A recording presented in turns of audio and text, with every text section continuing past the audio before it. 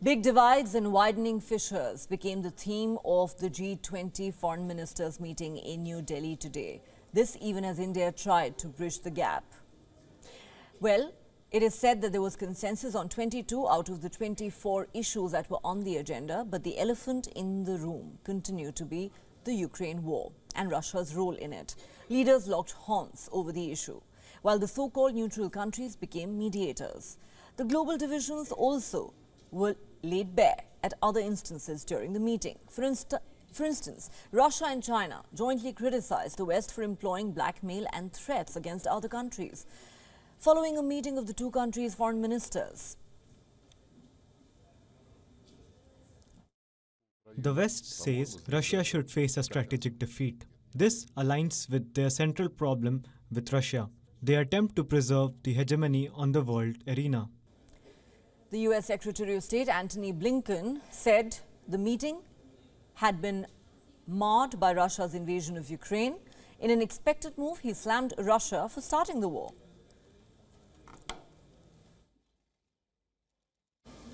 Every G20 member, and virtually every country, period, continues to bear the costs of Russia's war of aggression, a war that President Putin could end tomorrow if he chose to do so.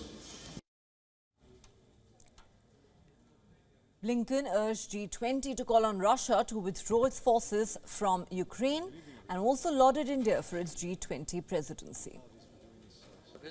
And let me begin by thanking our host, India, for setting out an ambitious agenda for this meeting and for its presidency of the G20. Prime Minister Modi said today that we should not allow issues that we cannot resolve together to come in the way of those that we can. And I think what we saw today is a very good reflection of what the Prime Minister said. That is, work and agreement on a whole series of lines of effort that the G20 will take to address the issues of greatest concern to people around the world. And that's been the focus of the United States. On more than one occasion, India said that the focus needs to be on the global south and not on the Russia-Ukraine war. The fact is that there was consensus on most issues, and that is being seen as a win. Of the issues which concern especially the global south, the developing countries, there was a considerable meeting of minds, and a considerable meeting of minds which has been captured by the outcome document. The G20 meeting is also important for the bilateral discussions that take place on the sidelines. The foreign ministers of India and China, for example, held such a meeting, which came in the backdrop of growing tensions along the line of actual control between the two neighbors. India's Foreign Minister Dr. S. Jaishankar held bilateral discussions with US Secretary of State Antony Blinken as well. There were a series of other important meetings too with representatives of other countries. However, the most crucial one was between the US Secretary of State Antony Blinken and Russian Foreign Minister Sergei Lavrov. The two leaders had a 10-minute chat on the sidelines of the foreign ministers' meeting. Blinken urged Russia to reverse its position on the nuclear treaty that Putin recently withdrew from. He also called for the release of Paul Whelan. In this rare meeting, since the Ukraine war began, Blinken underscored once again American support for Kiev. Earlier, while addressing the foreign ministers' meeting, Indian Prime Minister Narendra Modi said multilateralism was in crisis. Financial crisis, climate change, pandemic, terrorism and wars clearly shows that global governance has failed. You are meeting at a time of deep global divisions. As Foreign Minister, it is but natural that your discussions are affected by the geopolitical tensions of the day. Our principal diplomatic correspondent, Siddhant Sibal, has been tracking this story and sent us this report from New Delhi. Pandemic, terrorism. It was a marathon day when it comes to India taking the center stage of global diplomacy by holding the G20 foreign ministers meeting. There were two key outcomes. First, of course, the chair statement and the outcome documents being issued by New Delhi when it comes to the G20 foreign ministers meeting. And we saw, while of course there was the dominance or the shadow of the Russia-Ukraine conflict, there were agreements on 95% of issues, something of course an important development after the meeting of the foreign ministers, and also essentially India talking about and leading issues like counter-terrorism and being the voice of the global south. Now the second key thing or development is the gathering of the foreign ministers. We saw that the Russian foreign minister and the American foreign minister, that's the US Secretary of State Antony Blinken, holding a meeting. It was a 10 minutes long meeting, but enough to send a message of the importance India can play in global diplomacy. This meeting comes at a time when there has been increased shrillness between Moscow and Washington. Nobody knows how this meeting will play out in next few months, but this could be an important start here in New Delhi. With video journalist Ajit Siddhansibal for WION in New Delhi. For more on this story, let's now go across to our correspondent Susan Tehrani, who joins us live from New York. Susan, of course, will give us the American perspective on what transpired at the G20 meeting. Susan, a lot of interesting developments took place at this high-profile event here in New Delhi. US Secretary of State Antony Blinken made it very clear that he believed the meeting had been marred by the Ukraine war. At the start of the meeting, he had clearly said he was not going to meet with his Russian and Chinese counterparts. But in the end, there was an interesting pull aside between the Russian foreign minister and Antony Blinken for about 10 minutes. What more can you tell us about how Washington has viewed the G20 so far?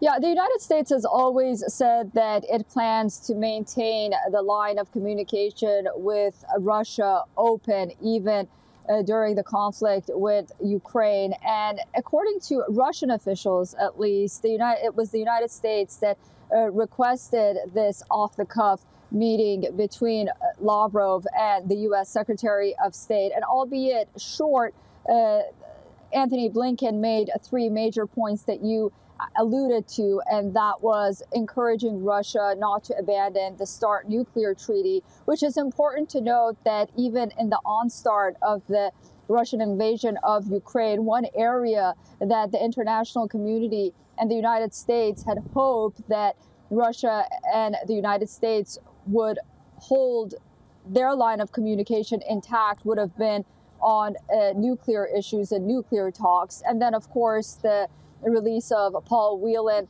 the American national that's being held in Russian detention. And also, Antony Blinken said that he wants to see an end to the Ukraine conflict. He was very clear, however, in saying that he hopes a negotiated settlement to the conflict could ultimately put an end to Russia's aggression. During that press conference that we saw a few hours ago, however, he said that President of Ukraine, Zelensky, has put forth a 10-point plan, and they can perhaps use that as a launch pad, making clear, however, that Russia has showed no desire for an end to the conflict. You hear from the Russian side, however, they have their own plans on how this conflict could end. And we've also heard other member states of the G20 sort of calling for an immediate cessation of hostilities. That's something that Western countries, including the United States, aren't really warming up to, because what that would mean is a complete freeze of the front lines. Should that happen, it would risk giving swaths of Ukrainian land to Russia on the one hand, but on the other hand, it might also give Ukraine some leeway and a path to EU membership. So, these are things that may have happened behind closed doors during G20. But I think on the surface, Antony Blinken wanted to say and make clear that it was a full-on condemnation from all member states at the G20 of the Ukraine war, except for two countries, China and Russia. And another thing I thought was very interesting, he talked specifically about fentanyl. And this was directed to a domestic audience in the United States. He talked about that illicit drug really taking over the United States. And he said that we have to stop it. It's an international problem. It's a domestic problem. But I found it very interesting considering the fact that a fentanyl problem is the main precursor is really coming from China into the United States and then crossing the border, the southern border from Mexico. He really didn't go into detail in pinpointing China or Mexico as being the main problem for that fentanyl crisis in the United States, despite the fact that he did meet with his Mexican counterpart and China was at the G20 meeting. So Antony Blinken had a domestic audience, definitely, as well as an international audience, but he wanted to make clear that while the differences do remain, as other member states had made clear, there was a consensus on 90% of the issues that G20 member states went to tackle. But, then you talk about that 10%, and that's a big 10% that there wasn't a consensus on. Right. And is this likely to continue all the way up to the G20 summit in September this year? Thanks very much, Susan, for all those details. The G20 foreign ministers meeting continues to be a top focus on WION. We have been speaking to experts from around the world to decode what this meeting really meant and how diplomacy is likely to play out in the days ahead. Listen in. It shows the Indian approach for the rest of the G20 presidency, which is basically that multilateralism is in crisis, that global governance is in crisis, and the institutions are incapable of addressing these problems. And number three, it is obvious that there are differences, including not just on economic issues, but on political issues. I think that Russian delegation will concentrate on the topics highlighted by PM Narendra Modi on the agenda of Vasudhaiva Kutumbakam, global issues like climate change, food and energy security, and we'll try to find the ways to overcome those challenges. But it will not hopefully concentrate only on the conflict in Ukraine. For 1990, you had two superpowers, and this is no longer the case. Power is a lot more dispersed. We've seen how the Russian military is not as strong as most people assumed it was. We have new powers like India, like China, rising, and this basically complicates things. We're back to sort of a 19th century diplomatic context, and in a way this is actually quite dangerous because of the different interests. It's so much harder to reach consensus on anything, and certainly on a very complex topic like the Russian invasion of Ukraine. India definitely can take position on this. India shouldn't say that they support NATO, but India definitely supports peace in the world. And Russia is an aggressive country. And the reasons why Russia invaded Ukraine are mainly internal Russian reasons to preserve the corrupt regime of Vladimir Putin. These are the real reasons. It's not about NATO expansion.